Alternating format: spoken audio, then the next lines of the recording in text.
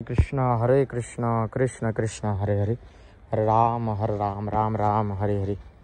শুধু ভক্তগণ তো দেখতে পাচ্ছেন এখানে গাছগুলো জ্বলে গেছে, তো এখানে ঔষধ দেওয়া হয়েছে যাতে গাছগুলো মরে যায়।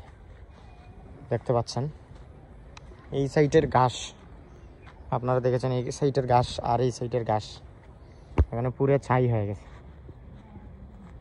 দেখতে পাচ্ছেন এই যে দেখুন এখানে সবুজ গাছ আর এখানে লাল হয়ে গেছে, সোনালি কালার মতো হয়ে গেছে। তো এটা ইসকন কিষানপুর টেম্পল। তো মেঘের দিন আসলেই এখানে অনেক গাছ উৎপাদন হয়, গাভীর জন্য নেওয়ার পরেও এখানে রয়ে যায় অনেক গাছ, সেজন্য অনেক যুগ এখানে জন্মগ্রহণ করে, সেজন্য ভক্তরা এখানে পরিক্রমা করতে পারে না। দেখতে পাচ্ছেন তো এখানে খুব সুন্দর বৃন্দা দেবী।